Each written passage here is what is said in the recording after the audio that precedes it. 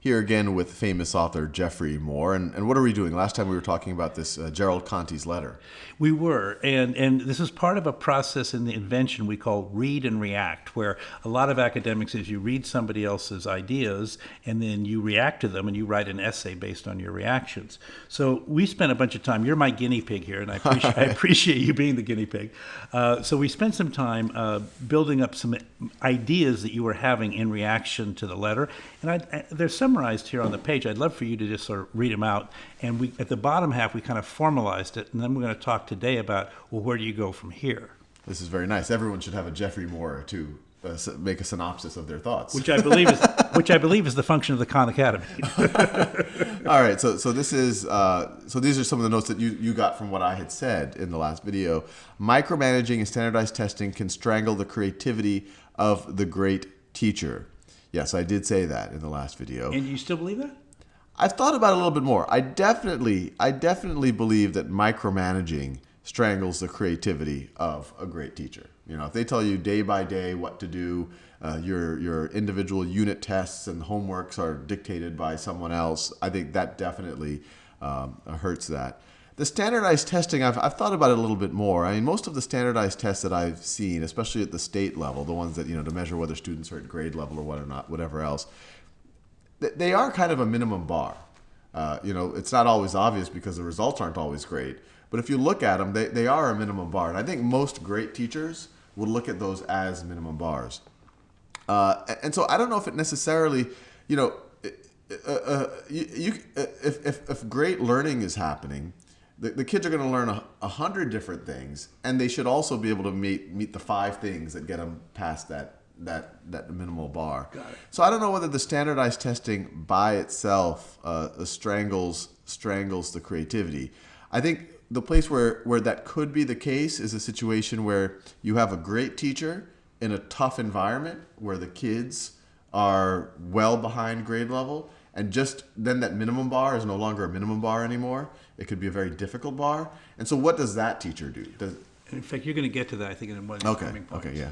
So let's look at the other ones. Whenever the public, be that a governor, a politician, or a superintendent, gets worried about the education system, the reaction is to place more constraints on it and make it more rigid. I still believe this. By the way, that is a very cool point. I'd never thought about that. That is a really cool idea. This might de-risk some of the worst classrooms, some of the ones that are really failing, where students are not getting even to a minimal level, but it has a horrible consequence of suppressing the very best teachers. I still believe this. I mean, this all goes back to, okay, you're worried, you're micromanaging. Micromanaging is bad. It's kind of a march to mediocrity. I agree with that. If you tell the best teachers what to do hour by hour, they're not going to be the best teacher. The solution that they are placing on teachers like Gerald Conte is not the correct one. I believe that there are solutions that can bring up the standards of the worst performing schools without necessarily holding back the Gerald Contes of the world. I still think that, although I think it's not an easy a challenge. I think it would be more of their experiments that need to be tried to see if we can do this. And then, let's see, you wrote top-down, state-mandated curricula that have to be followed to a T, while they might help de-risk some of the worst-performing classrooms, have the negative impact of holding back the very best. And I did say that, I think. Yeah, this was the thesis sentence we constructed where we were trying to say, if you had to just put it all into one sentence. So I guess my question would be here, you've had a week to think about this. How do you feel about this everything I'm going to say is somewhere represented in this sentence? I agree. I definitely agree with the top-down state-mandated curricula, because this is much more about micromanaging than, I mean, you could have standardized testing without a top-down state-mandated curricula. You could tell a teacher, look, you do whatever you see as fit. You use whatever textbooks you want. You do whatever activities you want. But at the end of the year, we're going to just do a test to just make sure your kids are at some minimal bar. I don't think that is what I'm necessarily against. It's the do this week by week, do this hour by hour. You have to use this textbook. You have to use this test. You have to use these problem sets. So this is what I guess you wrote a synopsis of what I said. Yeah, exactly. I would write a little bit about the motivations of administrators and officials, why they're even thinking along these lines. That's all about the test scores and the number of kids that have to take remedial math.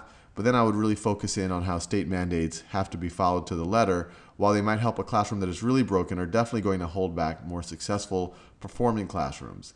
And then I would write about alternate solutions that might be able to address the broken classrooms without breaking the non-broken ones.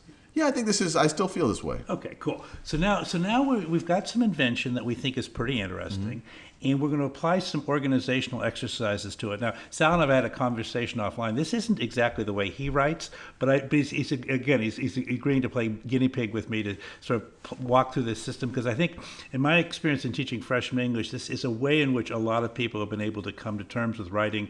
Maybe they're not quite as gifted at it as some others. This is kind of fun. So what we're going to do is let's double click on any one of these ideas in red, either in the thesis sentence or in this paragraph below it, and we'll just start developing that one.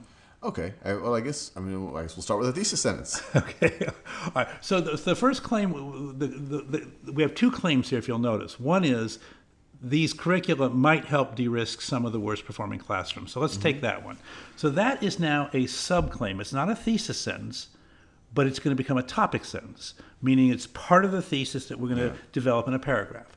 So the topic sentence might say, something like, it is, state mandated curricula might help de-risk some of the worst performing classrooms. So that's a claim, right? Do you have any evidence for that claim? Why do you believe that?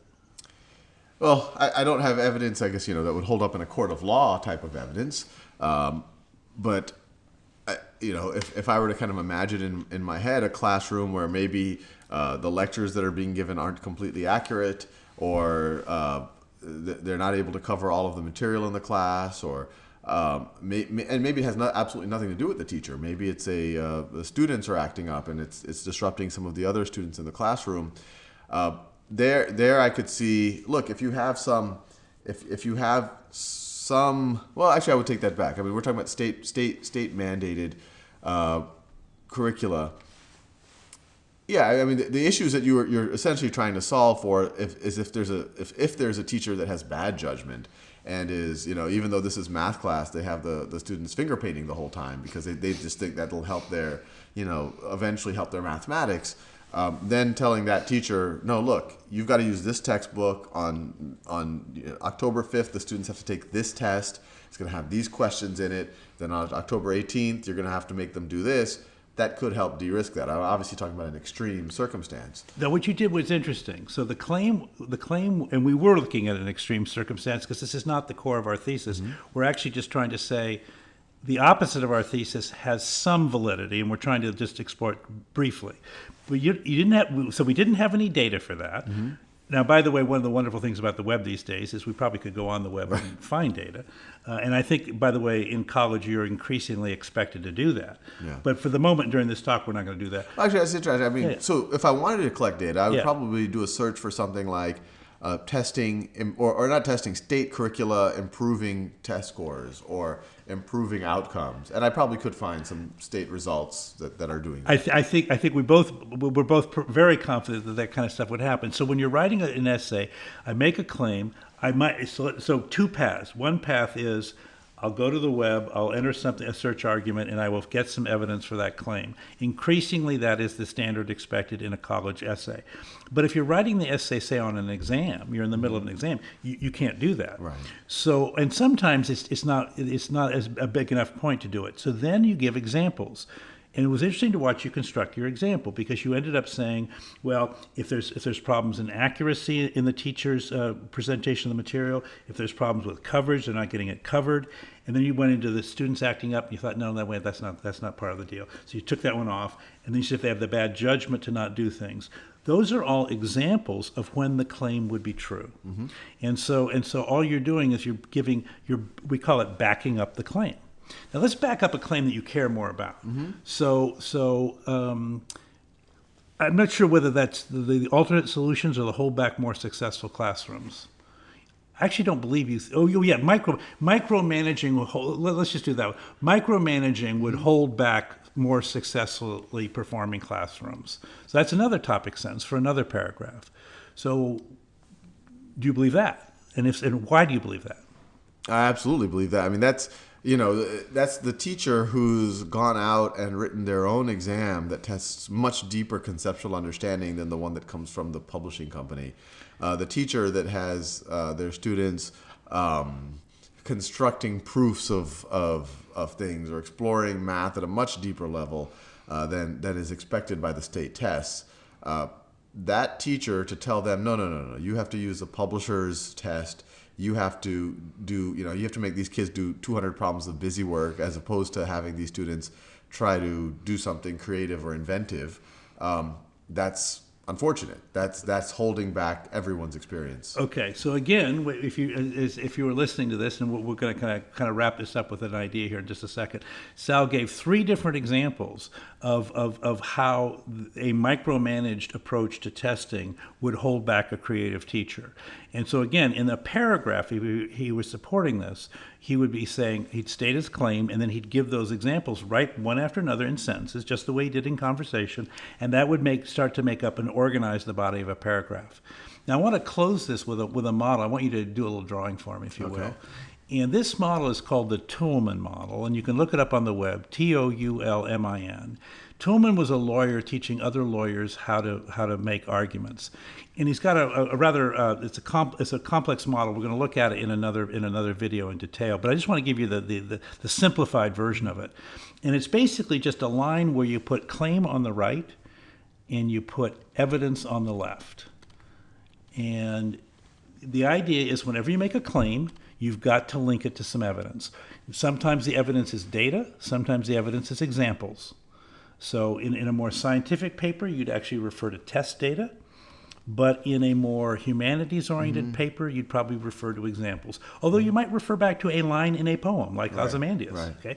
Data and examples. And then the third part of the model, it's a little bar that goes down in the middle, he called the warrant, which is kind of a abstract term, but it's anything you would say to connect if the connection between the evidence and the claim isn't obvious, you have to put an extra sentence in there saying, and here's why the evidence warrants me making this claim, and you, reader, believing in this claim.